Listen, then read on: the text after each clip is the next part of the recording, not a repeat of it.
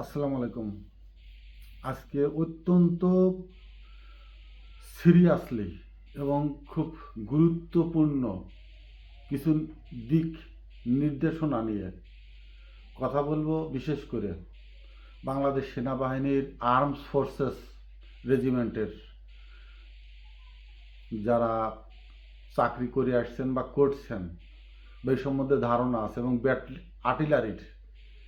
আর্টিলারির কিছু, এবং ইস্ট বেঙ্গল রেজিমেন্টের যারা সরাসরি পদাতিক যুদ্ধের সাথে জড়িত তারা জিনিসটা বুঝবেন। আর বুঝবেন ডিজিএফআই এর, একেবারে ডিজিএফআই এর চাকরিতে ছিলেন বা জিএলআই কোর্স করছেন এই ধরনের লোক। আর বুঝবেন পুলিশের তদন্তে থাকা, তদন্তর দায়িত্বে থাকে যেসব পুলিশ কর্মকর্তা, তারা এনএসআই কিছুটা বুঝতে পারেন হয়তোবা।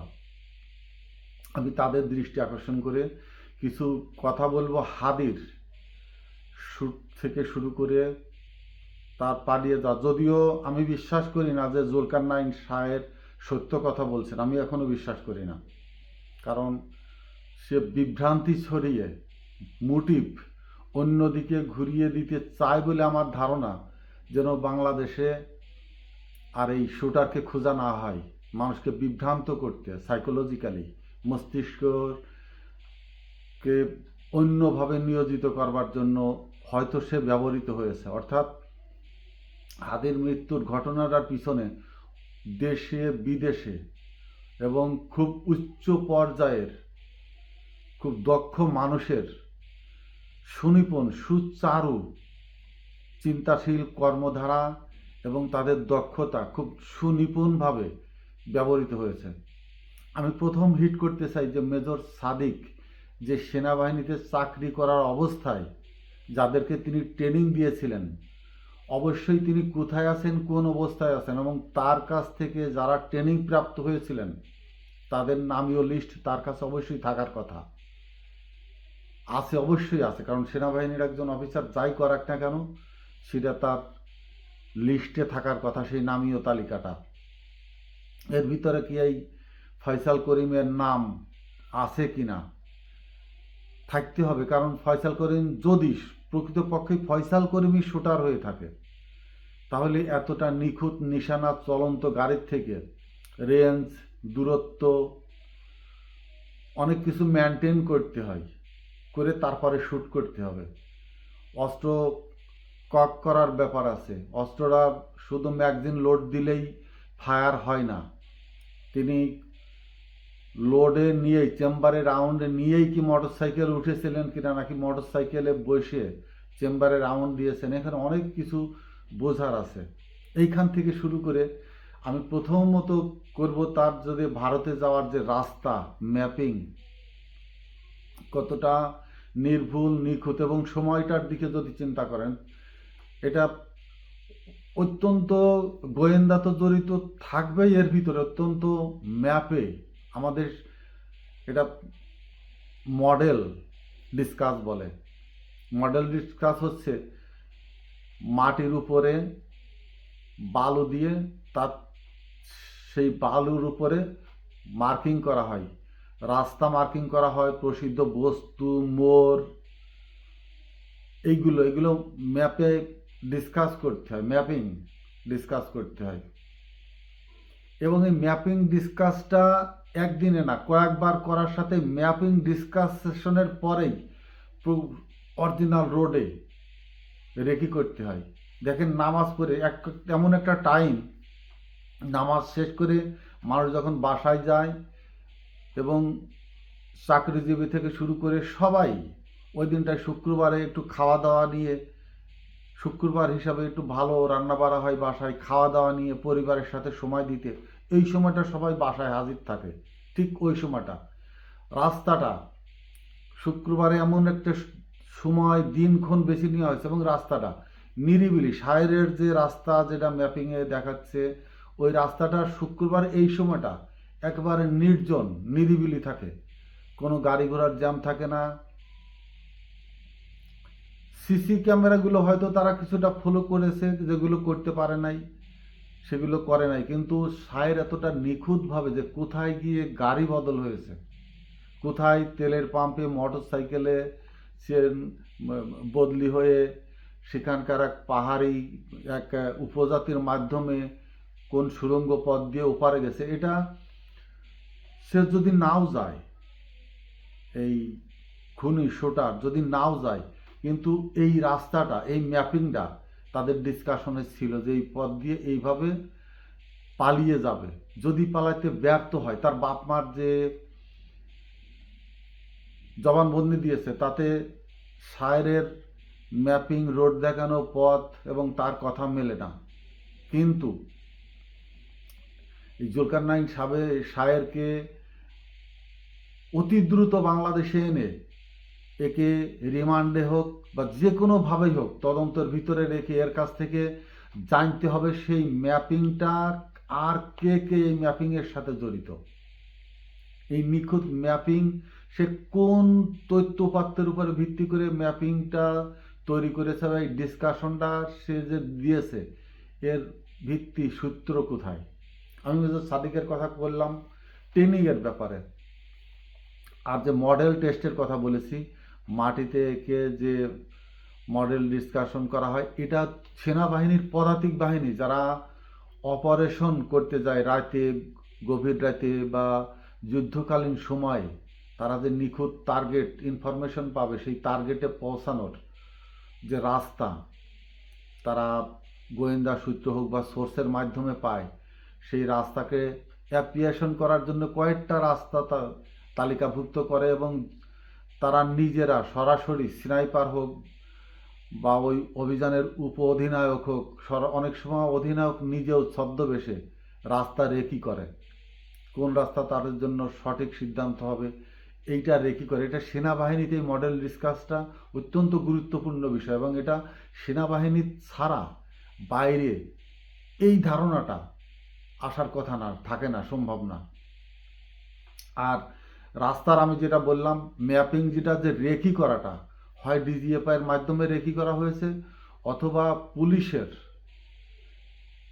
হয়তো টাইমটা নির্ধারণ করে দিতে সক্ষম হয়েছে, এই সময়টা রাস্তায় লোক কম থাকে, এই রোডে জ্যাম কম থাকে, বা এইভাবে পার হয়ে গেলে দ্রুত সময় বাংলাদেশের সংক্ষিপ্ত পথ কিন্তু এটা ঢাকা থেকে ময়মনসিংহ হালিয়াঘাট যত ধরনের বাংলাদেশের বর্ডার আছে তার থেকে সবচেয়ে সহজ কম রাস্তা এবং ইজিলি এটা বিশ্ব রোড, দ্রুত সরে যাওয়ার জন্য এটা উপযুক্ত। এই জিনিসগুলো সহসাই সিভিলিজমের মাথায় এগুলো খুব সহসাই ঢুকবে না, এর পিছনে বড় ধরনের ব্রেন নিয়োজিত ছিল বা নিয়োগ হয়েছে।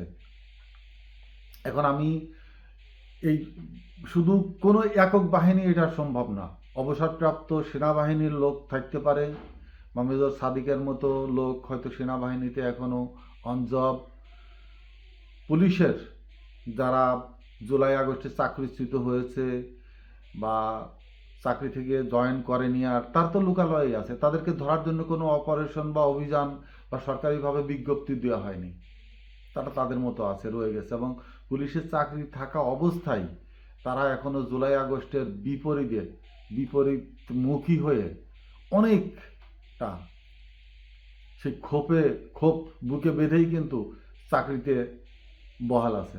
তো যে কোনো ধরনের আওয়ামী লীগের তৎপরতা হোক বা জুলাই আগস্টের সৈনিকদের বিরুদ্ধে, সেই মহাবীরদের বিরুদ্ধে যে কোনো পদক্ষেপ নিতেই তারা নিজেরা অত্যন্ত নিখুঁতভাবে লিয়াজু করে যাচ্ছে, যোগাযোগ আছে তাদের ভিতরে এবং এই ধরনের ঘটনা ঘটাবার যে কোনো উচ্চ পর্যায় থেকে সিগন্যাল পেলে তারা 100% যে এটা সহায়তা করবে এর দ্বিমত পোষণ করার কোনো সুযোগ নেই।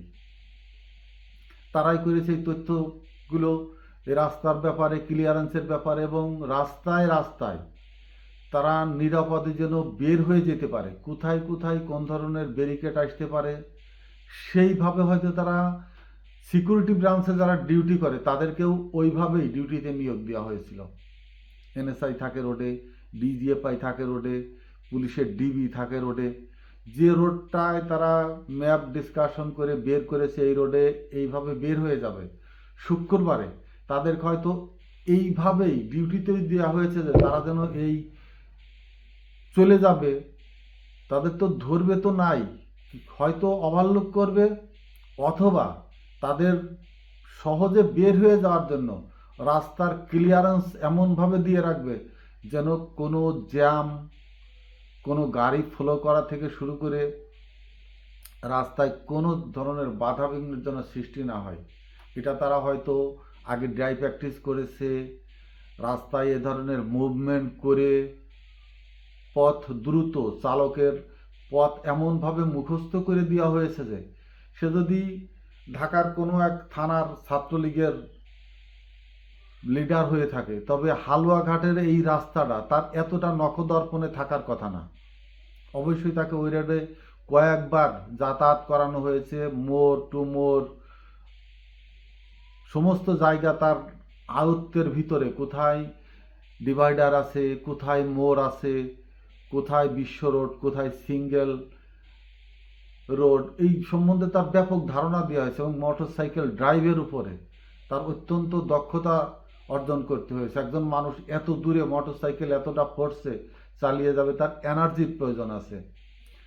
একজন মানুষ খুন করার পরে অবশ্যই তার ভিতরে কোনো ধরনের দুর্বলতা থাকে, হাত কাঁপে, তার হৃদয়ের হার্টবিট বেড়ে যায়, ব্লাড সার্কুলেশন বেড়ে যায়, অনেকটা আনকনসিয়াস ফিল করে মস্তিষ্কভাবে বা শারীরিকভাবে।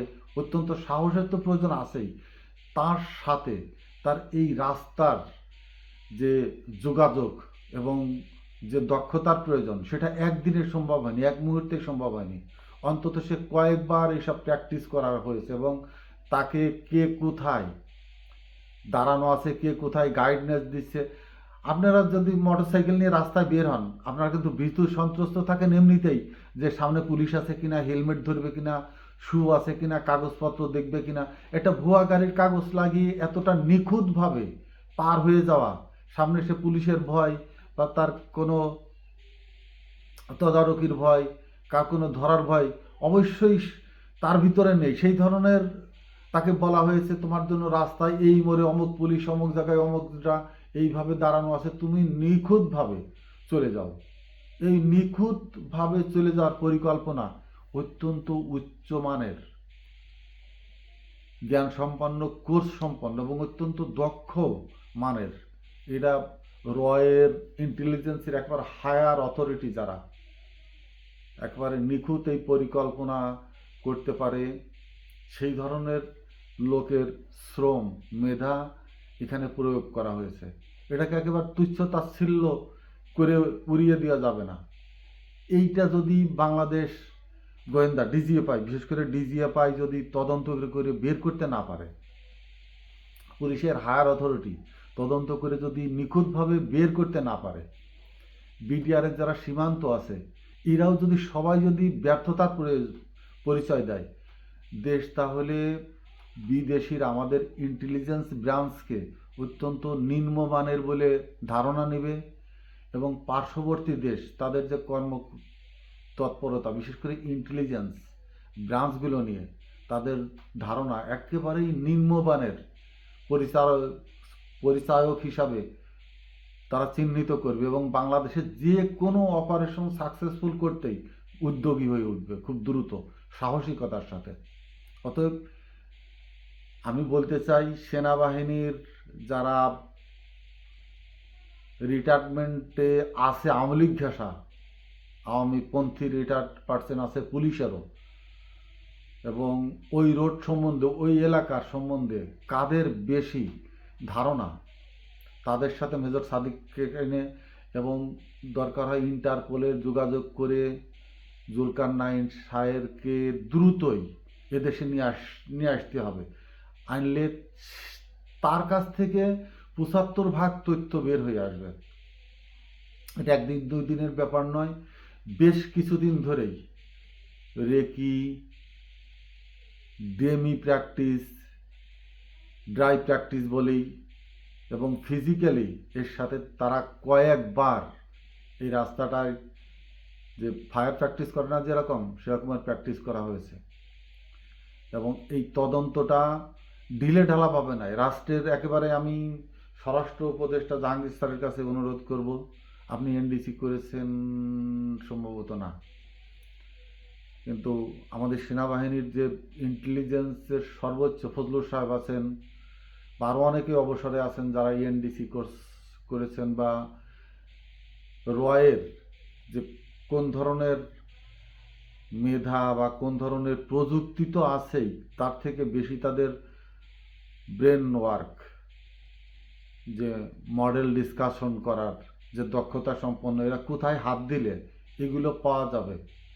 আপনি তাদের সাথে বসে কথা বলে রাষ্ট্রীয়ভাবে এটা সিদ্ধান্ত নিয়ে জনগণকে সান্ত্বনা দিতে হোক, উল্লসিত করতে হোক, রাষ্ট্রকে সার্বভৌমত্ব হিসাবে সুপ্রতিষ্ঠিত করতে হলে এর সুনিবিড় একটি সুচারু তদন্ত হওয়া উচিত, এবং সেটা তদন্তের ফলাফল জনসম্মুখে একেবারে স্পষ্টভাবে তুলে ধরা উচিত। ওই বান্ধবীরে অ্যারেস্ট করলো, ওর বউরে অ্যারেস্ট করলো, কি হলো, ওর মা বাবাকে অ্যারেস্ট করলো, ওর বোনকে অ্যারেস্ট করলো, এগুলোই নয়, মূল শুটারের তথ্যপাত্য।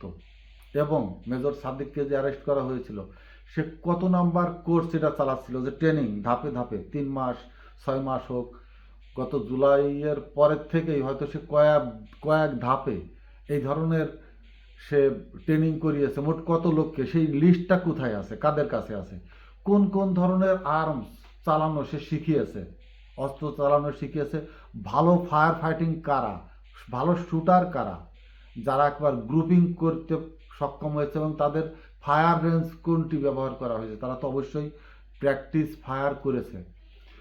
বাংলাদেশেই শুটারদের ফায়ার রেঞ্জটা কোথায় সেটা খুঁজে বের করতে হবে, না হলে ভবিষ্যতে আরও এই ধরনের অকারেন্স এদেশে ঘটতেই থাকবে। খুব হালকাভাবে নিলে হবে না, অত্যন্ত সুনিপুণভাবে একেবারে নার্ভে যদি আঘাত হানতে ব্যর্থ হয় এদেশের সরকার, ভবিষ্যৎ সরকার নিজে আক্রান্ত হতে পারে। বিষয়টি ভাবার জন্য বিশেষভাবে অনুরোধ জানাচ্ছি। আসসালামু আলাইকুম।